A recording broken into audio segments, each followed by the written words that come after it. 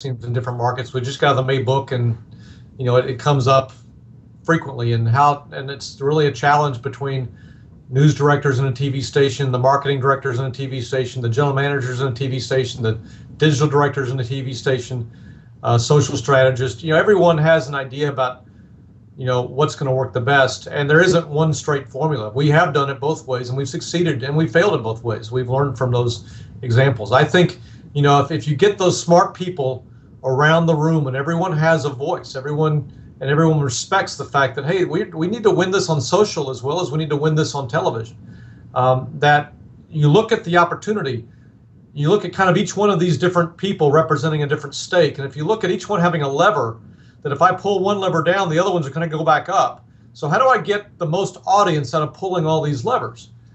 And I think that's where you look at the story and you figure out, what type of story is it? What type of story will this get a lot of engagement on social media? If so, that might be a favor for playing all or part of the story beforehand, or releasing it in chunks on social or digital platforms before you roll it out in a newscast. It may be a point where you are all about the build up to the big surprise, because there are things that TV are best for, right? TV is great at large screen. It's great at live.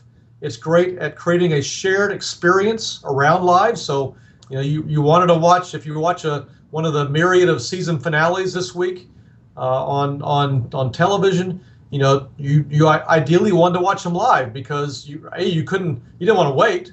That would be as fast as you could see it. And two is that you couldn't participate in any kind of social or real-time conversation around it unless there were other people gathered around you. And social media, that's when they're watching it live. So you want to get there. That's what television is really great for. So I would say a couple of scenarios here. One is if you've got a story that, again, really satisfies the live experience, where you really got to be there at the same time as everyone else for live, then that might be one you build up to the big event, just like we might have done in the past. You build up, everything's about rolling out that story at 11 o'clock on a Thursday night. But if the story, the way it's presented or reported or produced, could be told, just as well today or tomorrow on digital platforms or on social platforms, you really got to bring those people in there and figure out what's the best way of doing it. One way could be doing a serial of it, maybe telling, the big story. If the big story is going to come out on Thursday, maybe you release a little part of it on Monday. Here's an angle for the story. And on Tuesday, you add a little bit more to the story. And on Wednesday, even more. And maybe by Thursday, you're telling the full story, perhaps, or telling just enough to get that excitement up for what's going to be the payoff.